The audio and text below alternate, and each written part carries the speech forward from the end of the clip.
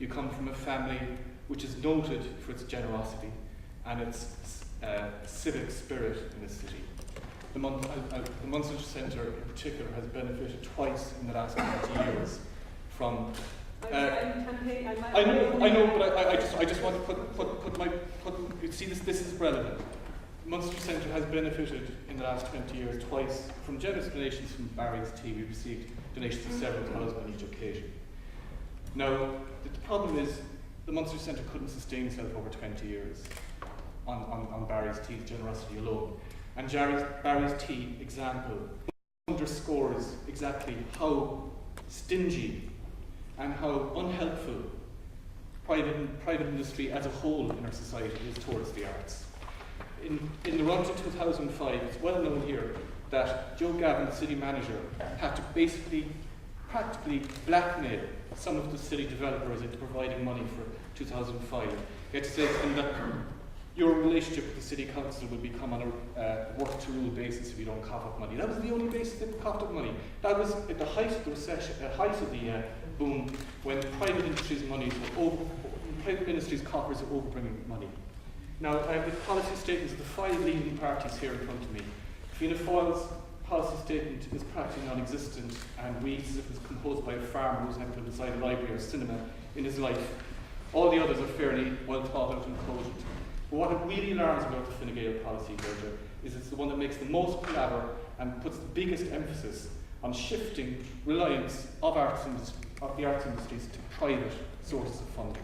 They just don't exist. They will not exist. No, it actually doesn't. It actually doesn't. And you're misunderstanding the Fine Gael position. No, I have it in front of me myself. Fine Gael will therefore create circumstances for effective philanthropy, sponsorship and patronage by working with partner organisations to the provision of financial incentives. I think that's a very important part of art funding.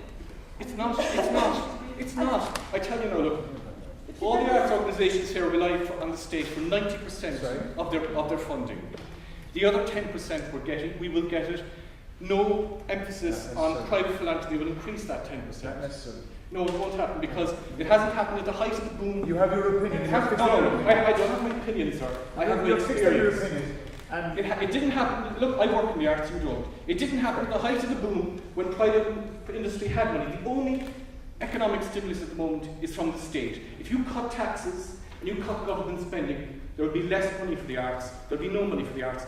As an arts worker, I feel if I vote for Fine Gael this election, I'll be a turkey voting for Christmas. Here, here. Perspective that the arts are something which are, a reflection of the level, if you like, of civilised development in the society. I do agree that it requires economic activity to support it, and in times of recession, it gets hit from all sides. So the parties, Fine Gael, who are just responding now at the moment, they were quite happy to pass through the budget very quickly before the dissolution of the Dáil, which has given implementation to all these cutbacks affecting the arts. I think for true development of the arts, I think you've already taken on board this national campaign on the arts for the last 12 months. I've been observing it, that there needs to be discussion amongst the citizens on this question to decide how will they support their own culture and their own arts. And Mas Fedel may raw fresh na squaling or store more culture agus alien a how going in our tongue and our shoulder freshen. Rodella a how schlitte a corta latte avec Fine Gael so chorus adicus. So kai dark no shoulder agus dark and fubble a ballower na question so agus it should be put before the people to decide how they want to have the arts and all other intellectual activity of that kind held in our society. Left to simply budgets alone and the bargaining between different very needy sectors in our society will actually get us nowhere. You'll just be caught up in the same auction of one policy versus the other. Our country is very resourced and should put the arts up very high, which is where the Irish people have had it for many, many centuries.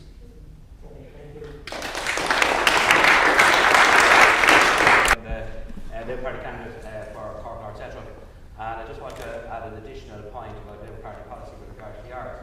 Our manifesto was published on Friday, and that's the summation of what you have. Yesterday in Dublin, another strand of our arts policy was published and launched by myself. I'm the author of it, and it's to deal with community arts. And we can talk about capital projects and capital funding being slashed at national level and everything.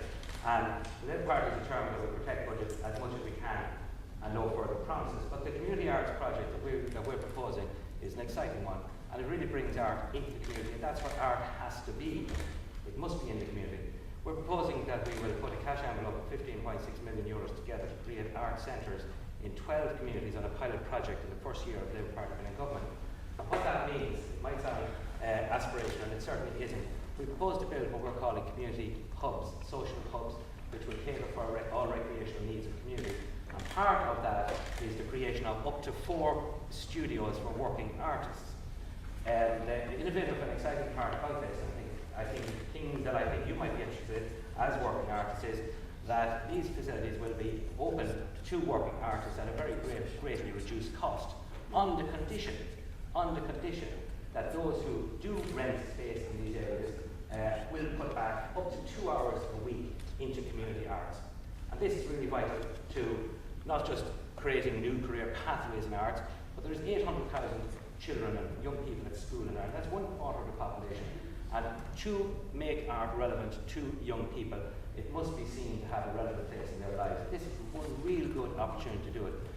Not alone will it create career pathways for young people, but it also, and more important, equally important, is develop future audiences for art. I hate to use the word consumer, we sometimes hear people call consumers of art. I don't like that word, but audience for art. And if we can do this at an organic and community level, we'll certainly put art on a very solid footing. Like, that's what I'd like to say.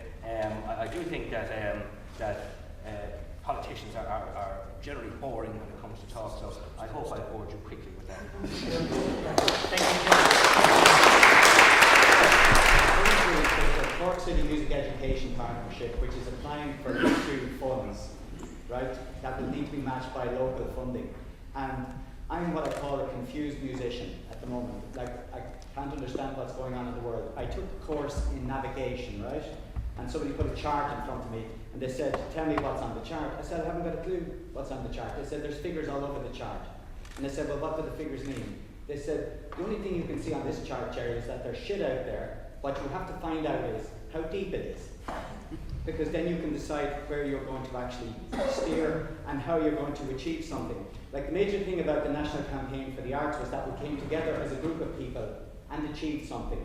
Some of it was fun, like the Mr. Blue Skies thing, but we did create an awareness in the general public of who we are and what we do. Now, my point with the Cork Music Education Partnership thing, this is addressing children who would not normally have access to a music education, who would not be going next to or near various establishments. So we've got to find ways of how do we address the needs of these people. So there's an opportunity now to get some of this U2 funding, because there is actually some funding there.